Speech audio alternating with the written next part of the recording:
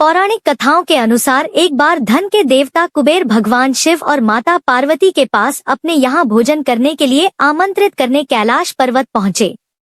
लेकिन शिवजी कुबेर की मंशा को समझ गए थे कि वे सिर्फ अपनी धन संपत्ति का दिखावा करने के लिए उन्हें अपने महल में आमंत्रित कर रहे हैं। इसीलिए उन्होंने कुछ महत्वपूर्ण कार्य में उलझे होने का कारण बताते हुए आने से मना कर दिया। और माता पार्वती ने भी उन्हें ये बोलकर मना कर दिया कि अगर उनके पतिदेव नहीं जाएंगे तो वो भी नहीं जाएंगी। ऐसे में कुबेर दुखी हो गए और भगवान शिव से प्रार्थना करने लगे।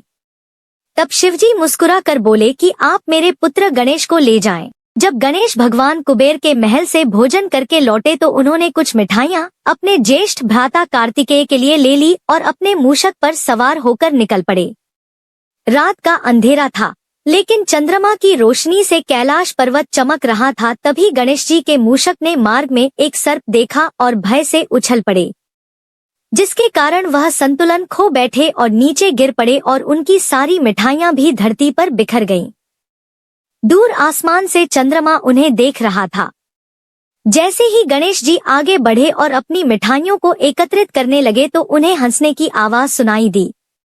उन्होंने नजर दाएं बाएं घुमाई तो उन्हें कोई न दिखा, लेकिन जैसे ही उनकी आंखें आकाश पर पड़ी तो उन्होंने चंद्रमा को हंसते हुए देखा। यह देख गणेश जी बेहद शर्मिंदा हुए, लेकिन दूसरे ही पल उन्हें यह एहसास हुआ कि उनकी मदद करने के स्थान पर चंद्रमा उनका मजाक बना रहा है। वे पल भर में क्रोध से भर गए और चंद्रमा को चेतावनी देते हुए बोले, घमंडी चंद्रमा, तुम इस प्रकार से मेरी विवशता का मजाक उड़ा रहे हो। यह तुम्हें शोभा नहीं देता। मेरी मदद करने की बजाय तुम मुझ पर हंस रहे हो। जाओ, मैं तुम्हें श्राप देता हूँ कि आज के बाद तुम इस विशाल गगन पर राज नहीं कर सकोगे। कोई भी तुम्हारी रोशनी को आज के बाद महसूस नहीं कर सकेगा। आज के बाद कोई भी तुम्हें देख नहीं सकेगा। जैसे ही उन्होंने उन्हें श्राप दिया वैसे ही चारों ओर अंधेरा फैल गया। अपनी भूल के एहसास होते ही चंद्रमा गणेश जी से माफी मांगने लगे और बोले, कृपया आप मुझे माफ कर दीजिए और मुझे अपने इस श्राप से मुक्त कीजिए। यदि मैं अपनी रोशनी इस संसार पर नहीं फैला पाया तो मेरे होने न होने का अर्थ खत्म हो जाएगा। चंद्रमा को यूं लाचार देखकर गणेश जी का गुस्सा कम होने लगा।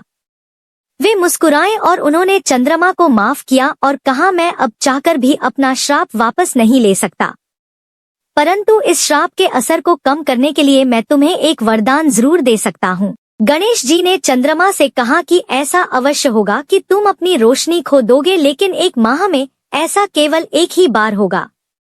इसके बाद तुम फिर से समय के साथ वापस बढ़ते जाओगे और फिर 15 दिनों के अंतराल में अपने संपूर्ण वेश में नजर आओगे। कहा जाता है कि गणेश जी का ये श्राप आज भी कायम है। चंद्रमा आज भी धीरे धीरे कम होता है और माह में एक दिन अपने पूर्ण आकार में आता है, जिसे पूर्णमासी कहा जाता है।